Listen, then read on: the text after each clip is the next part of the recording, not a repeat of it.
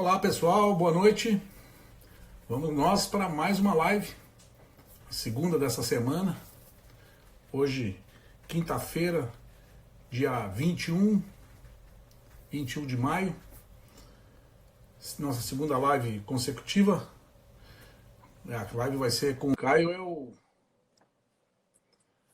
o convidado mais rápido. Tá chegando aí, Caio, tá aí? E aí, Opa, Caio? tudo bem? Tudo bem? Boa noite. Tudo certo, boa noite. Tava dizendo aqui que tu é o convidado mais rápido que já entrou na live aqui. Eu mal entrei e tu já chegou no vácuo. Tava esperando já. Legal. Bom, não deu nem tempo de falar ainda, apesar de que o Caio é um carinha que não precisa de muita apresentação, né? De qualquer forma, falar um pouquinho do Caio, que é um piloto que já está com 18 anos, né, Caio? Fiz 18 agora. Isso. E em fevereiro, o Caio já conquistou 5 títulos de nível nacional aqui no Brasil, de kart, né? Uhum. E hoje corre lá na Europa, já há alguns anos corre na Europa, é piloto da Fórmula Renault Eurocup, foi campeão da Fórmula 4 francesa. E é uma das principais apostas para que a gente tenha brevemente um piloto brasileiro de novo na Fórmula 1. Ainda tem um tempinho, mas não é muito tempo, não. Daqui a pouco a gente espera que ele esteja lá, né, Caio? Se Deus quiser, tem bastante trabalho à frente aí, mas é o caminho. Legal. Bom, a gente tem bastante pergunta aí, o Caio já sabe. De repente até a gente vai ter que alongar essa live, vamos ver se for necessário, a gente avisa. Mas a primeira pergunta que eu tenho, o pessoal já está aí entrando bastante. Primeira pergunta que eu tenho, eu sempre falo que eu faço a mesma pergunta para todo mundo, que é saber por que tu chegou no nosso esporte? Por que tu começou a correr de kart? O que te influenciou a correr de kart? Foi meu pai, principalmente. Ele foi piloto de rally e eu comecei com 2, 3 anos. Eu comecei a andar de quadriciclo com ele e tudo mais. E quando eu tinha uns 6 para 7 anos, acabei machucando um pouco e aí minha mãe fez eu cortar com quadriciclo, moto. E meu pai, como ele sempre quis andar de kart, só que ele não teve muito dinheiro na época, ele me colocou para andar de kart com 6, 7 anos. Foi meio que a alternativa mais segura. E aí eu comecei a andar de kart com 7 anos. E aí acabou o que acontece com todo mundo, o bichinho, o vício entrou no sangue e não teve mais como sair. Eu lembro que a primeira vez que eu vi alguém andar de kart foi na Granja. E meu pai era muito amigo do Valtinho na época. Então ele me levou para conhecer, acho que devia ser assim, uma quarta, quinta-feira. E no dia seguinte eu lembro que eu queria andar já. E meu pai falou, não, primeiro eu preciso ver um kart, comprar um kart, não sei o quê. E aí eu comecei a ficar no pé dele para ele comprar um kart para mim, porque eu gostei muito, que eu queria andar, que eu queria andar. E aí acho que 1 ou 2 semanas depois, eu tava com o meu kart e já comecei a acelerar. Legal.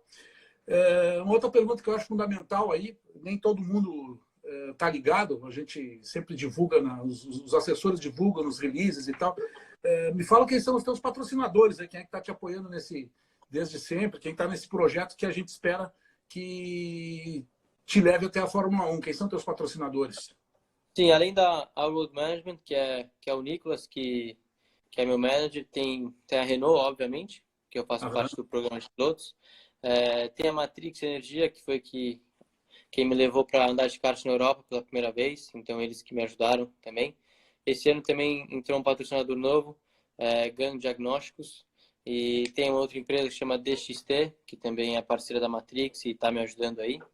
Tem a Stuttgart também, que é do Marcel aqui no Brasil, e também está me ajudando. Então eu conto com todos esses times aí para passar durante o ano. Legal. Tu competiu durante muito tempo de kart no Brasil, a gente sabe, né? Como tu avalia esse período todo aí de kart até que tu foi para a Europa? Acho que foi para mim uma experiência muito boa. Eu sinto saudades do kart aqui no Brasil até hoje. Sempre que eu posso, eu vou andar de kart. E é uma coisa que eu gosto muito, sinto falta. Eu comecei, acho que o meu primeiro campeonato brasileiro foi em 2010, e de Mirim. Então, eu corri 2010, 11, 12, 13, 14, 15. Eu corri 5 brasileiros. E no 2015 eu fui para a Europa. E aqui no Brasil eu sempre corri na Granja, principalmente, porque foi onde eu comecei. Depois, em 2012, 2013, quando eu fui para Júnior Menor, eu comecei a correr Paulista, SKB, aí eu fui para Interlagos, Aldeia. Mas os 2 primeiros anos que eu comecei a andar, eu só andava na grande. E depois eu fui meio que fazendo todos os campeonatos. Legal. E aí aí começaram a chegar os títulos nacionais também e esse destaque nacional também. Sim. Pode me Pode falar. falar, pode falar, pode falar. O meu primeiro brasileiro de 2010, eu fui vice-campeão em Volta Redonda, acho, no Rio de Janeiro. Volta Redonda. E aí depois, quando eu fui para Júnior Menor, que eu comecei mesmo a meio que criar um pouco mais de destaque, ganhar mais corrida. E aí eu comecei a fazer todos os campeonatos. Certo. Qual ou quais foram os teus principais adversários aqui no kart do Brasil? Tem vários, para falar a verdade. Eu acho que na minha época de Júnior Menor, acho que foi o Diego Ramos e o Jean, que o Dieguinho tá até aqui na live. E em 2013, 2014, eu sempre bati muita roda com eles. E quando eu fui para Júnior, continuou o Jean, porque o Jean era da minha idade, então a gente sempre subia de categoria junto, desde a mirinha até agora. E quando eu fui para Júnior, entrou o Marcel. O Marcel tava andando, e para mim, acho que esses quatro. Deve ter mais um que eu devo estar esquecendo aí, mas para mim, o principal são esses três aí. Legal. Eu tenho uma pergunta que eu recebi durante o dia aqui do Paulo Júnior. Ele pergunta qual foi a melhor corrida da tua vida? Putz, Ou as melhores? Puta, é difícil falar. Eu acho que de kart, assim, tem que ser mais específico. Kart ou Fórmula, alguma coisa assim. Acho que Vamos de kart, então, que a gente está falando de kart por enquanto. Vamos lá. De kart no Brasil, acho que foi o meu primeiro brasileiro em Itu. O primeiro brasileiro que eu ganhei, em 2014. Uhum. Eu lembro que a final tava eu, o Diego Ramos e o Jean, o Gianluca Petekoff. A gente meio que disparou na frente e a gente tava vindo muito igual. Então, acho que foi nas últimas 3, 4 voltas, a gente ficou um trocando posição com o outro e eu acabei meio que se beneficiando da briga dos dois e abri um pouquinho e acabei ganhando. Mas acho que essa foi uma das coisas mais difíceis da minha vida, foi esse Brasileiro 2014. Certo. Ainda no kart, a gente tem um pouquinho de coisa de kart ainda. O que significou a TR3 e especialmente o Valtinho Travalini na tua carreira? Cara, pra mim foi quem me ensinou a fazer tudo que eu sei, vamos supor, no kart. Eu acho que os ensinamentos dele, quando eu era mirim, cadete, dessa fase, pra mim, eu uso até hoje. Eu lembro que quando eu era mirim, cadete, eu perdia muita corrida na última volta, porque ele nunca me ensinou a olhar pra trás. Então, ele sempre falava pra mim olhar pra frente. Eu nunca fiz, vamos supor, esses treinos com ultrapassagem, essas coisas. Por isso que eu, em mirim, cadete, assim, eu ainda era meio cru nessas coisas e perdia bastante com ele na última volta, como eu falei. E eu acho que isso também me ajudou muito, porque, vamos supor, a última volta eu lembro bem que a maioria das pessoas começava a olhar para trás para ver onde estava, e eu nunca olhava para trás, eu sempre começava a baixar a cabeça, porque eu nem sabia que era a última volta, só queria ganhar a corrida. Então eu nem me preocupava em trancar, porque eu até não sabia. E depois que fui aprendendo tudo, mas eu acho que isso marcou bastante no começo. Eu lembro que eu ficava meio bravo com ele na época, que eu falava, pô, você não me ensinou a fechar a porta, eu não sei fazer isso, eu fico perdendo corrida à toa. E aí ele falou, calma, não sei o quê. E eu acho que isso foi bem legal e marcou minha vida até hoje. Legal. O Valtinho é um mestre. A gente conversou com ele há uma semana atrás. Tu estava na live também, eu me lembro. Uhum. O Valtinho é um mestre aí para todo mundo. Bom, tu começou no kart, né? E logo em seguida começou a se destacar e tal. Ou tu ganhava ou tu era favorito. Isso antes até que mesmo começar uma carreira internacional. Teu pai é um apaixonado por velocidade, né? Como tu falou, multicampeão no rally, ganhou vários sertões, se não me engano, né? Uhum. E essa sede por vitória, tu herda do teu pai ou tu vê isso de uma outra forma? Acho que no começo o esporte eu fazia porque, primeiro, que era um tempo que eu conseguia passar com meu pai, então eu gostava muito por causa disso. E segundo, que quanto mais eu andava, mais eu gostava. E ainda mais quando eu comecei a ganhar corrida, eu vi que, vamos supor, era um negócio que me dava muita satisfação. Eu ficava muito feliz quando eu ganhava uma corrida. Então eu comecei a me dedicar cada vez mais e procurar sempre ganhar corrida, porque eu acho que é isso que sempre me fazia feliz quando eu tava guiando. Até hoje, pra falar a verdade. Então, começou tudo com meu pai, mas ao longo do tempo eu fui criando cada vez mais paixão pelo esporte, então acho que isso me motiva até hoje. Certo. Mesmo quando tu ainda era um jovenzinho lá, né, nas categorias menores, a gente já via que tu era super focado, concentrado em determinados momentos, principalmente antes das corridas, né? Claro, daquele lá, sei lá, no meio dos boxes, quando daqui era 2 horas, é outro assunto, né? Mas ali mais perto, que era sempre focado, sempre quietão. O que passa na cabeça do piloto nesses momentos anteriores à corrida? Seja lá no kart, seja agora no monoposto, lá que Forma 4, Forma Renault está chegando, na Eurocup esse ano, né? Quer dizer, a estreia desse ano. Eu acho que na época de Mirim Cadete eu era ainda meio gordinho, né? Não era tão focado assim. Mas ao longo do tempo, eu acho que a coisa que mais, vamos supor, passa na cabeça de um piloto numa corrida, eu acho que é o nervosismo e às vezes o medo de você não vencer. Então, acho que o medo de você fracassar assim é uma das coisas que a gente mais enfrenta, porque é lógico que tá todo mundo ali para vencer.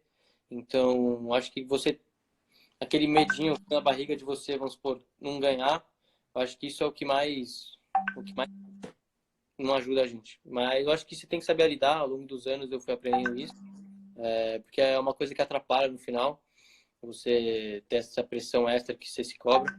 Então, ao longo dos anos eu fui tentando aperfeiçoar isso e até hoje estou tentando, lógico. Sim, Então, acho que isso é o que mais passava na minha cabeça quando eu era pequeno. legal, muito bom. Bom, depois dessa série de anos aqui no Brasil, 2014, 2015, tu foi para a Europa, né, correr de kart. Primeiro ano deve ter sido mais difícil, obviamente, sempre é para o piloto brasileiro, né? Como foi essa adaptação lá no kartismo europeu até tu chegar a conquistar vitórias e grandes resultados e tal? No meu primeiro ano, foi onde eu conquistei meus melhores resultados na Europa. Foi meio Ah, no estranho, primeiro ano já. mas acontece, eu acho. E quando eu Ah, cheguei lá, eu verdade, lembro verdade. que. Oi? Verdade, o teu pódio no Mundial foi em 2015, verdade. Então, acho que o meu primeiro ano, para mim, as minhas primeiras duas corridas foram muito difíceis, completamente um mundo novo. Para mim, o kart na Europa é tipo uma mini Fórmula 1. Tem bastante investimentos, equipes de fábricas, todo mundo ali para ganhar. Então, cada um tem o seu chassi, seu motor. Então, para mim, é muito competitivo. E a principal diferença que eu sinto assim é que aqui no Brasil, você chega numa corrida com 30 pilotos, vamos supor, num grid bom, você olha e fala, tem 5 que tem chance de ganhar. Então, eu estou competindo contra esses 5 caras. Lá na Europa, você chega num grid de 100, 120 pilotos e fala, putz, aqui tem 50 que podem ganhar a corrida. Então, acho que esse foi o meu maior choque. Mas, graças a Deus, eu consegui me adaptar muito bem. Minha primeira corrida no europeu, eu fui segundo de cara e depois terceiro no mundial. Então, eu consegui bons resultados. Minha equipe também era muito boa na época, até hoje, a Cosmic. E graças a Deus deu tudo certo no meu primeiro ano. O Mundial de 2015 foi terceiro logo na estreia, o primeiro Mundial, né? E também foi o melhor estreante da KF Júnior, que era a categoria daquele ano, né? 2015. Qual foi a sensação, assim, Obviamente no pódio talvez tu não tenha nem lembrado que fazia anos que o Brasil não subiu no pódio do Mundial, mas qual foi a sensação geral, assim, de ter alcançado isso tão rápido, vamos dizer assim? Eu lembro bem que na época não tinha caído a ficha ainda. Eu lembro bem quando eu parei o kart, assim, e tal. Tava muito feliz, lógico. Mas aí não tinha caído a ficha que eu fiz um pódio mundial e o quão difícil isso era.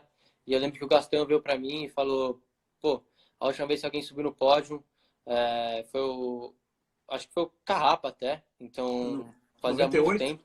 E assim, fazia 20 anos que o Gastão foi campeão mundial. Ele foi campeão mundial em 95 e eu fui Isso. terceiro em 2015. Então foi meio que uma coincidência bem legal também. E eu fiquei bem feliz, lógico.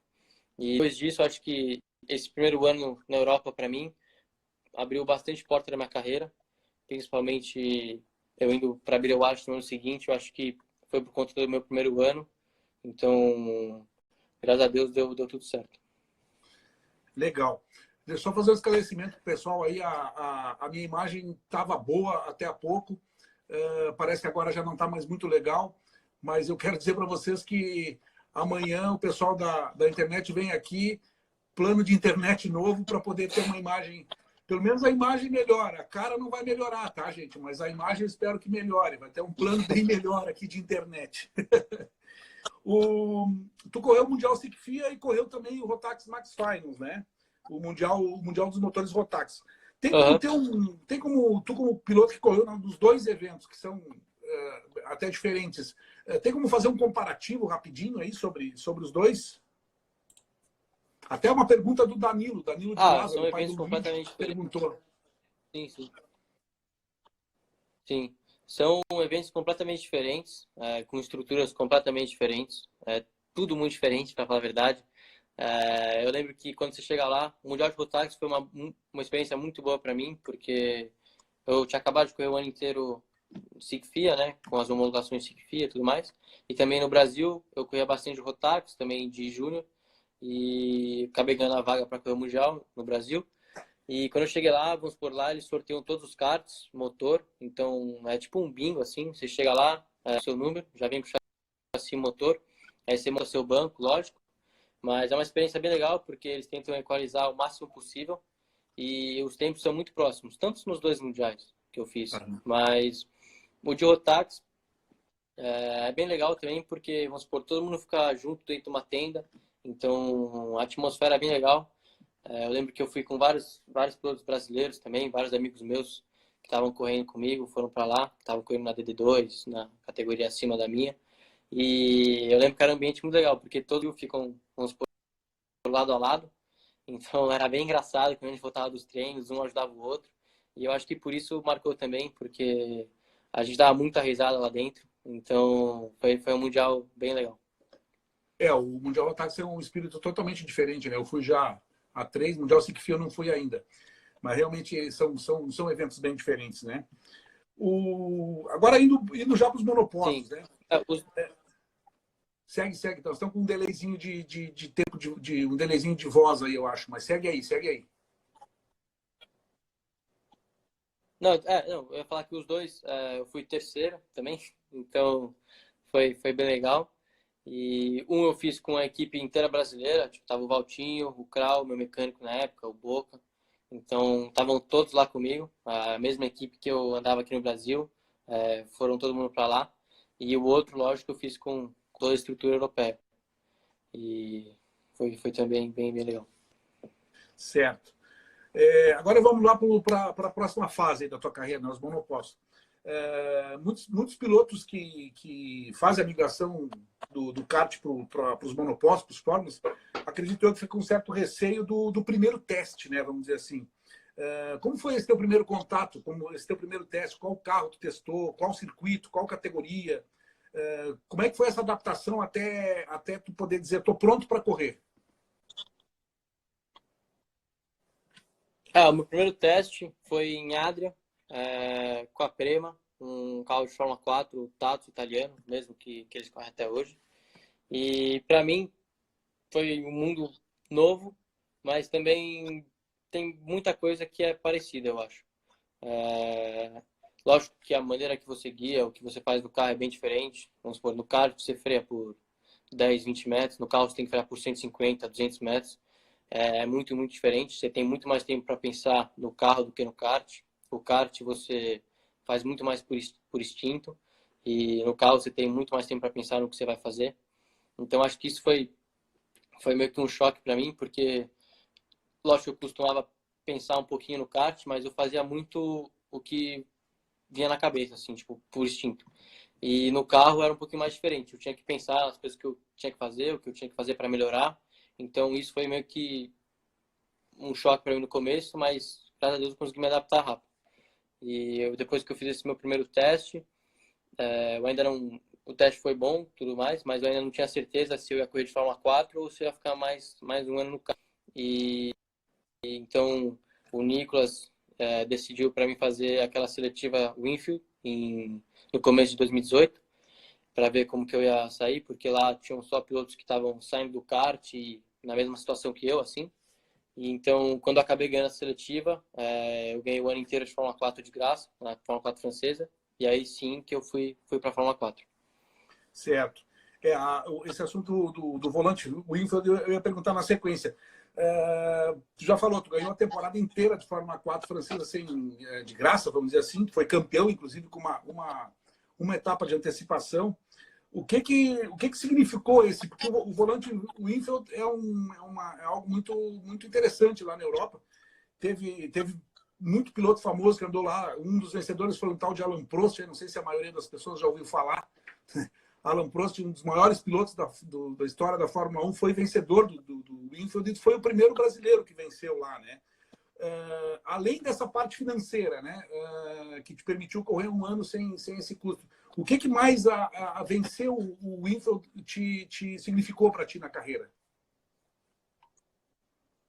Eu acho que aumentou muito minha confiança e autoestima, porque eu lembro que 2017 foi um ano difícil para mim no kart, onde eu não tive muitos resultados bons na Europa. E eu acabei, vamos supor, quando eu ganhei o volante Winfield em 2017, em 2018, com a maioria dos pilotos que eu corria no kart contra, para mim eu acho que foi meio que um boost assim na minha confiança, porque eu consegui, vamos supor, eu sabia que eu ia conseguir ser melhor que eles quando eu tivesse, vamos supor, no Fórmula, alguma coisa assim. Então, quando eu fui pro meu campeonato de Fórmula 4 francesa, eu estava muito confiante e eu acho que isso ajudou bastante na minha carreira. Pode ter sido um divisor de águas, não? Eu não diria que um divisor de águas, mas vamos supor, me tomou um rumo diferente na carreira. Eu fui para a Fórmula 4 francesa, em vez de ficar mais um ano no kart ou não sei o que ia fazer. E também eu consegui ir para a Fórmula 4 francesa confiante. Então acho que isso ajudou bastante. Legal. Quem que organizou essa parte de tu ir para a Europa competir? Não sei se já no tempo do kart ou só nos monopostos. Quem foi o cara quem era teu manager? Tu hoje tem o manager, o Nicolas Todd, mas o Gastão, acho que foi também quem falou no Gastão mais cedo, né? Gastão Fraguas. Sim, sim. Uhum. Sim, o Gastão está comigo até hoje. A gente trabalha junto até hoje. Foi ele que me levou para a Europa para andar de kart. Ele que abriu todas as portas para mim quando eu fui para a Europa. E ele comecei a minha relação com ele, acho que no final de 2014, quando eu tive alguns resultados bons aqui no Brasil. E aí ele olhou para mim e falou: pô, vamos para a Europa porque eu acho que você tem uma chance. Então, em 2015 ele me levou para lá. Eu lembro que foi na semana do meu aniversário, porque eu era muito novo para fazer uma corrida. Você só podia correr com 13 anos, eu tinha 12 ainda. E na semana do meu aniversário foi a minha primeira corrida na Europa. E quando de 12 para 13 anos.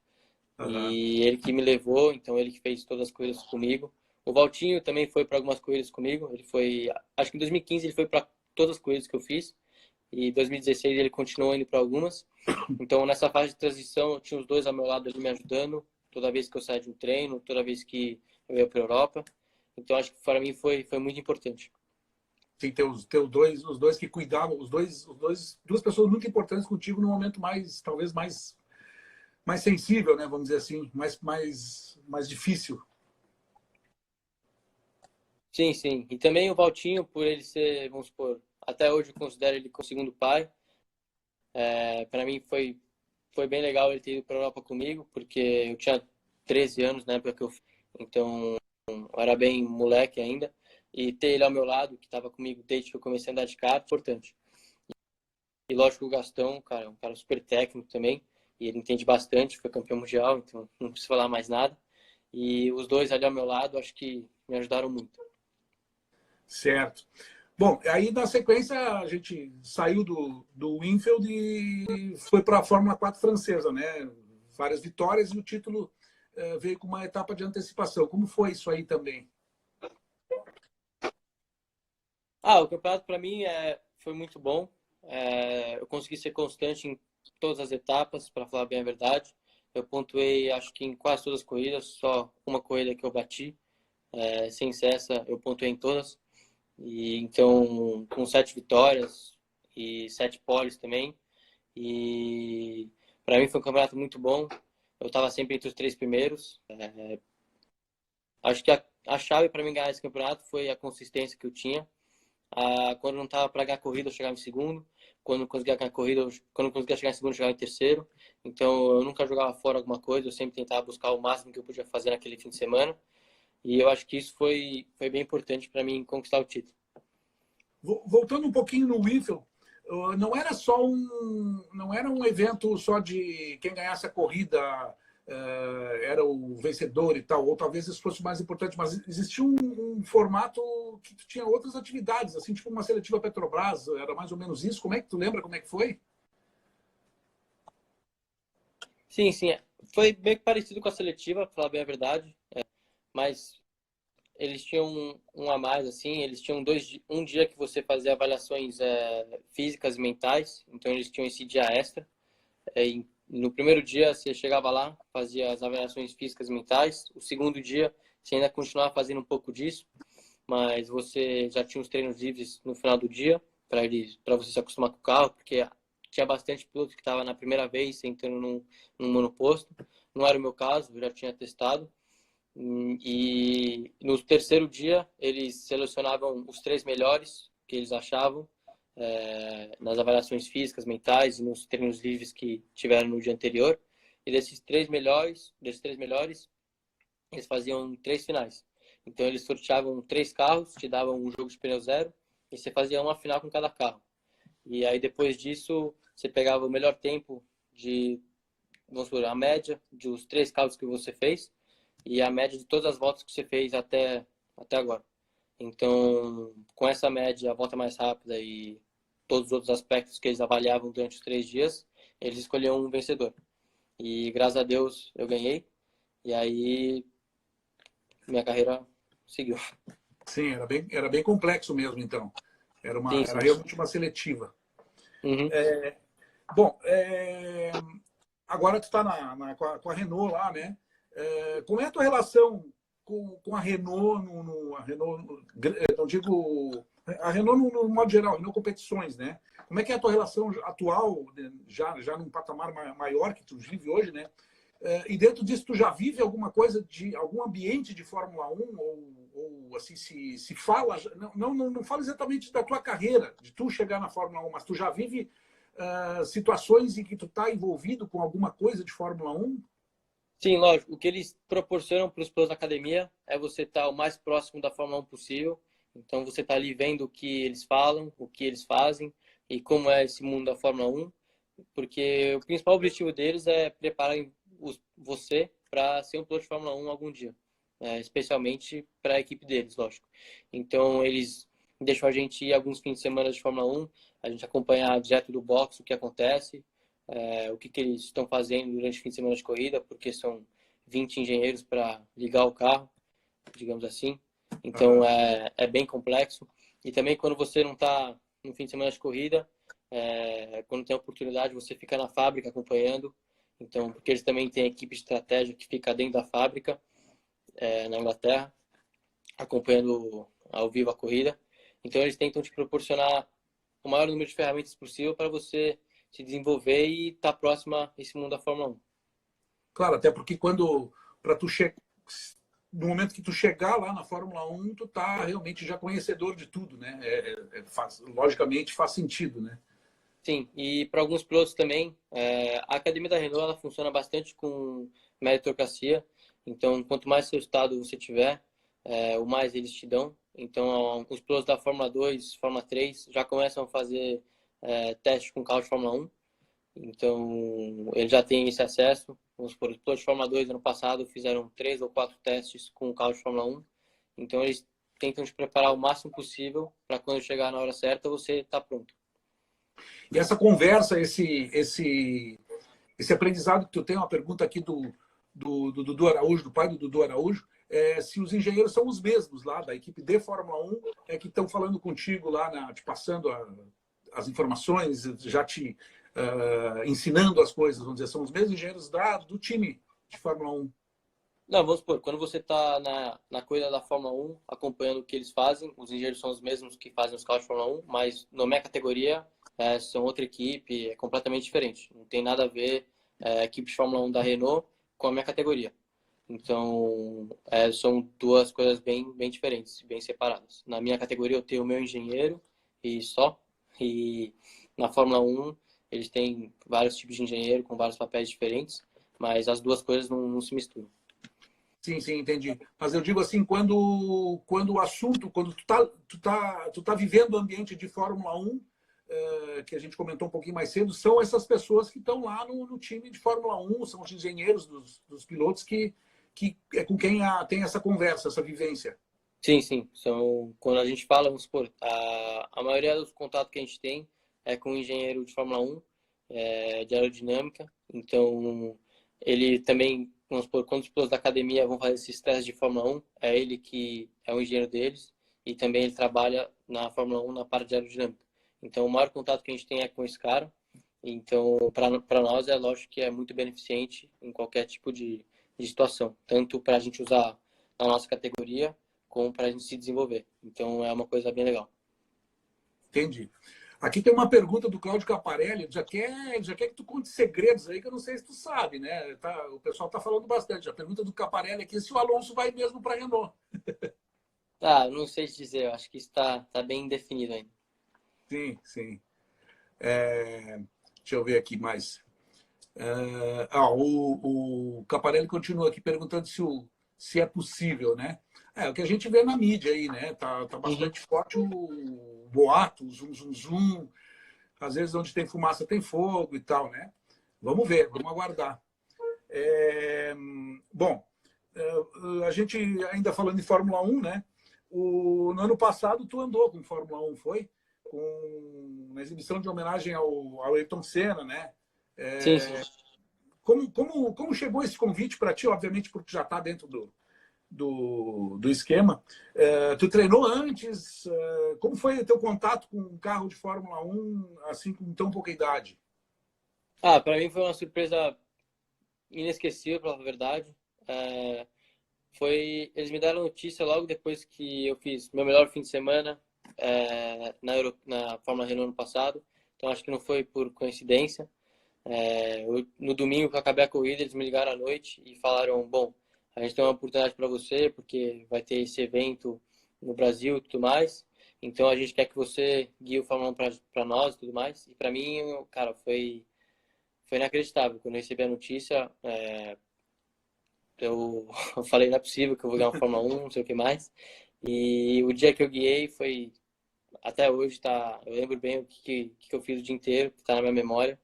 E quando eu sentei no carro, é, foi sem palavras, pra falar a verdade. O que faz de curva e aceleração é completamente ridículo. Então, para mim, foi um dia inesquecível. A gente estava falando com. Não, eu vi uma live do Pedro, vi uma live do Pedro Piquet, não falando da Fórmula 1, mas falando de Fórmula 2 para Fórmula 3, a brutalidade que é a diferença de frenagem, por exemplo. Fórmula 3 tem freio de ferro, Fórmula 2 freio de carbono, Sim, e sim. freia lá dentro, muito mais lá dentro, e as primeiras vezes tu tem a ideia de que não vai parar e o negócio para mesmo. Imagina um Fórmula 1, né? Eu lembro do Fórmula 1, a primeira vez que eu sentei no carro, eu falei com os engenheiros e tudo mais, e eles pediram para mim checar o pedal. E normalmente o pedal de Fórmula 4, a Fórmula Renault, ele tem tipo um curso até que longo, assim. Ele é duro, mas tem um cursozinho ali. Uhum. E o de Fórmula 1, quando eu fui pisar no freio, eu pensei que o pedal tava travado. Porque, tipo, não mexia, não ia para trás. E aí eu perguntei pro cara, eu falei: não é possível, tá travado o pedal. Ele falou: não, é assim mesmo, não sei o quê. E eu falei: nossa. Então, para mim, quando as primeiras voltas que eu dei foi realmente inesquecível. O freio deve ser ainda mais brutal do que a própria Fórmula 2, né? Sim, sim. Eu lembro a minha primeira volta, eu dei 3 voltas no circuito de Paul Ricard pequeno, não foi o grande. Então, eu já tinha andado de Fórmula 4 naquele circuito, e eu lembro que de Fórmula 4, assim, na 1, a gente esperava, sei lá, no 200, um pouquinho depois, um pouquinho antes. Aí eu falei: de Fórmula 1, na minha primeira volta, eu devo frear o quê? No 100, não sei, alguma coisa assim. E, cara, quando eu fui frear no 100, eu estacionei. Tipo, estacionei o carro antes da curva. O que parava era ridículo. E tive que até acelerar de novo para chegar na curva, porque eu não acreditei. E, então, acho que isso foi bem inesquecível. Legal. Dentre os pilotos que tu teve como concorrentes no Brasil, eu não falo nem só do... Porque o Jean, por exemplo, tá com uma carreira na Europa também, o Dieguinho estava na Stock Light, mas assim, de um modo geral, entre um leque maior, mas e que porventura não tiveram oportunidade de seguir uma carreira, até mesmo no Brasil ou internacional, tem algum que tu destacaria que também teria um potencial para chegar onde tu já chegou?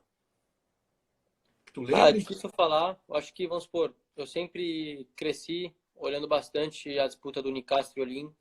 Eu acho que esses dois marcaram a minha infância quando eu era cadete. Eu sempre via eles, principalmente o Olim, andando de júnior menor, graduados. Então, eu sempre assistia a todas as corridas dele. Eu acho que ele é um cara que, putz, acelera muito, assim, na graduados e todo tipo de kart que ele anda. Eu acho que esse é um cara que, se tivesse a oportunidade de conseguir ir longe, até hoje, quando ele disputa os mundiais, ele vai super bem. Então, eu acho que ele é mais velho que eu, mas eu acho que esse é um cara que acelera bastante até hoje. Aham. Uma outra coisa que o pessoal está perguntando aqui, e eu já também tinha essa pergunta, como é que tá sendo esse período para ti?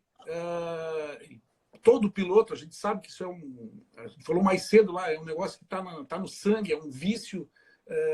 Gente, todo mundo parado aí, principalmente tu está esperando uma estreia na Fórmula Renault Eurocup, e de um modo geral, todo mundo parado, sem competição, eventualmente tá podendo treinar de vez em quando. Como é que é para um piloto, como é que é para ti esse tempo todo parado e ainda pior do que isso, sem saber quando realmente as coisas vão voltar? A Renault já tem um pré-calendário, tu tá indo para a Europa daqui a pouco até para dar início aos trabalhos, né? Como é que está sendo isso? Sim, quando eles divulgaram o calendário e confirmaram, para mim foi meio que um alívio. Eu saber que daqui a um mês e pouco, tem uma corrida marcada. Então, para mim foi uma coisa muito boa. Mas acho que foi igual para todo mundo, para falar bem a verdade, esses últimos 2 meses. Então, não teve muito o que se fazer diferente. Estava todo mundo trancado em casa, até hoje, né? Tá todo mundo trancado em casa. Eu vou voltar para a Europa na semana que vem para tentar retomar os trabalhos, porque lá as coisas estão andando um pouquinho mais do que aqui.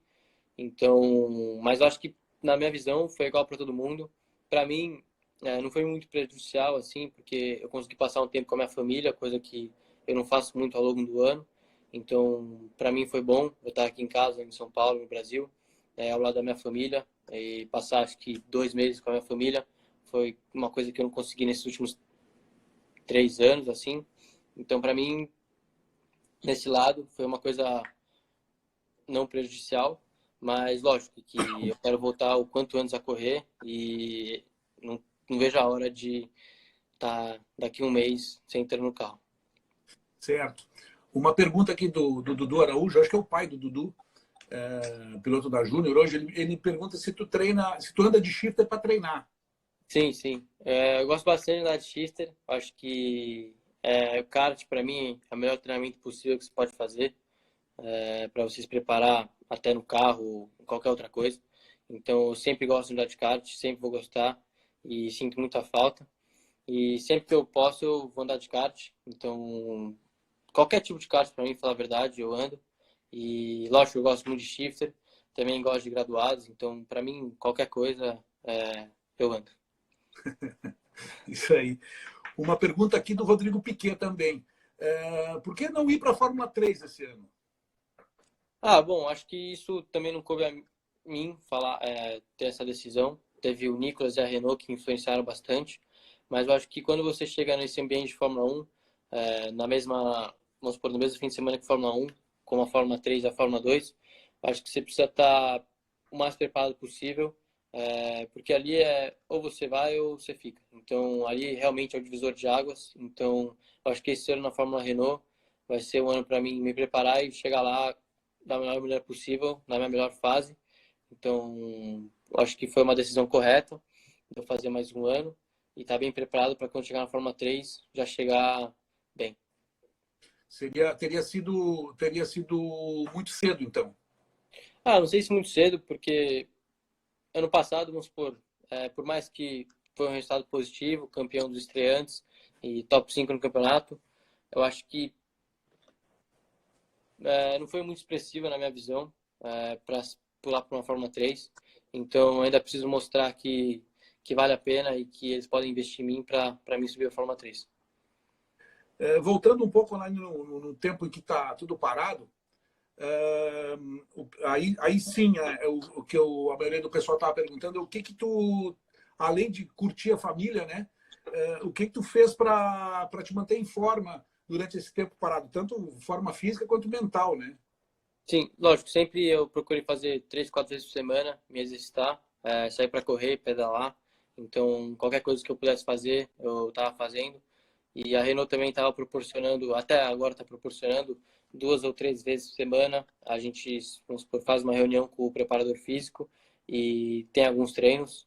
Então, acho que isso também é uma coisa bem legal para manter todos os da academia ligados e treinando. E também usei bastante meu simulador. Eu acho que foi uma das coisas que eu mais usei nessa quarentena. É, pelo menos umas 3, 4 horas por dia eu passava ali, ainda passo, né? Então, eu acho que essas duas coisas foram fatores bem importantes na minha quarentena. Falando do automobilismo virtual, qual a importância dele?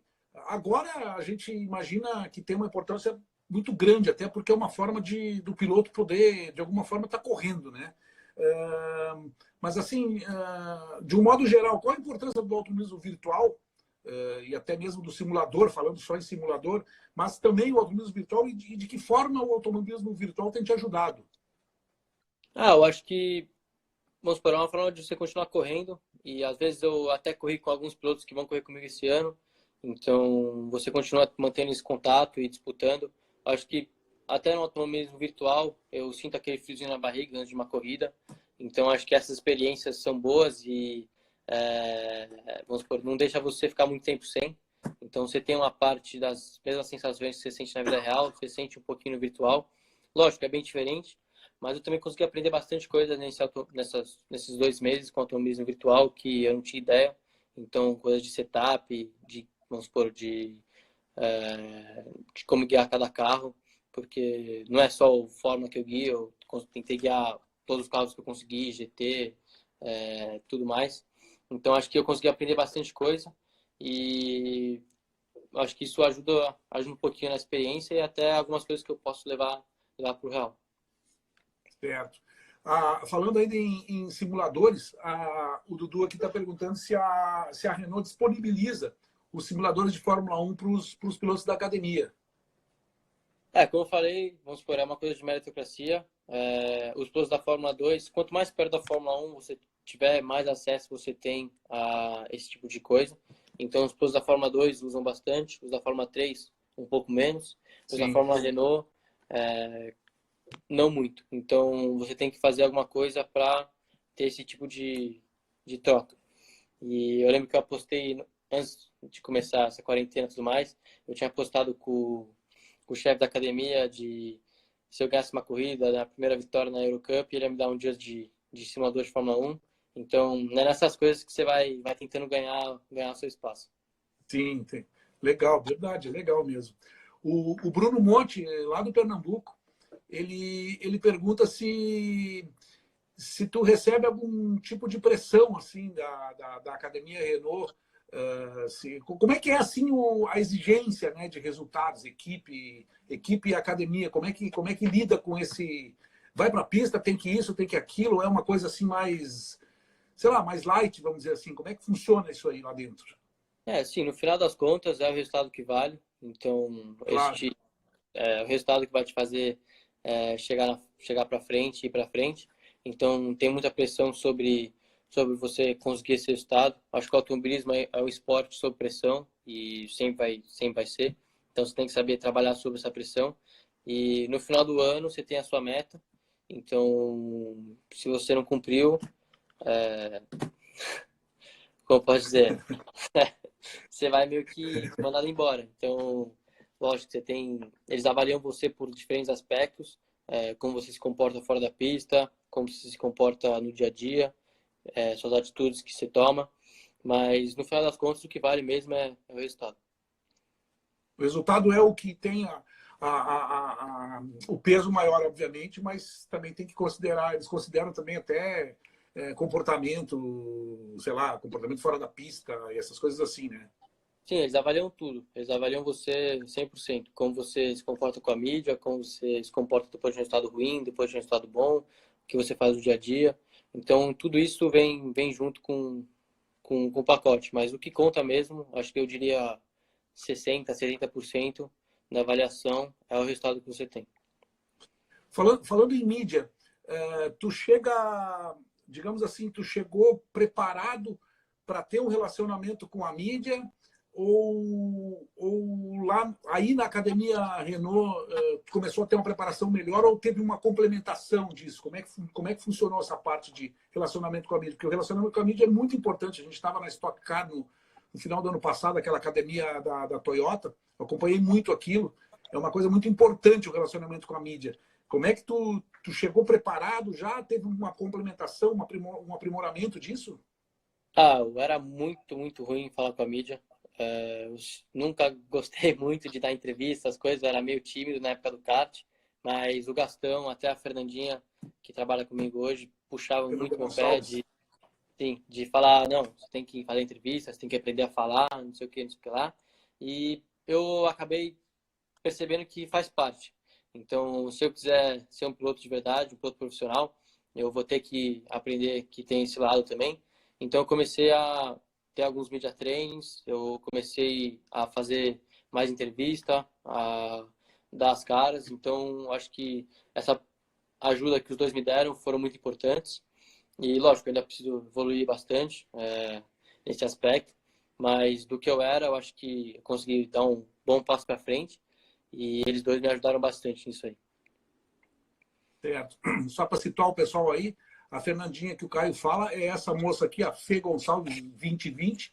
Fernanda Gonçalves, Fernandinha Gonçalves, porque ela é pequenininha, né?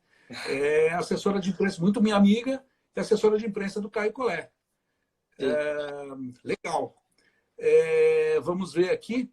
Então, quase chegando no finalzinho, a gente não vai para uma segunda parte. Quais são os próximos passos da tua carreira? Obviamente, tu está com uma carreira que não é a Deus dará, ela está planejada, né? Uhum. Quais serão os próximos passos? Bom, agora o meu objetivo principal é conseguir um bom resultado na Fórmula Renault e eu acho que isso vai depender do meu futuro, vamos supor, do resultado que eu obter esse ano, vai depender do que eu vou fazer e vai me guiar para o que eu vou fazer ano que vem. Então, meu objetivo principal é fazer o melhor possível esse ano e terminar da melhor maneira possível e disputar o campeonato para ano que vem eu conseguir dar um passo para frente. Certo. Bom, vamos chegar então na última pergunta aqui. A gente sabe que a Fórmula 1 é um negócio extremamente difícil de chegar, né? Não é simplesmente querer, principalmente nesses últimos anos, última década ou até mais. Antigamente era muito, não é que era fácil, né? Mas era muito, muito menos difícil do que hoje, né? Então, claro que não é uma coisa simples, mas a Fórmula 1 para ti, para o Caio Collet, porque aqui muita gente, obviamente, todo mundo aqui está torcendo para que tu vá para a Fórmula 1. Eu estou torcendo, muita gente aqui, se tu acompanhou alguns comentários, Caio Collet na Fórmula 1 em 2021, Caio Collet vai chegar lá, não sei o quê, não sei o quê.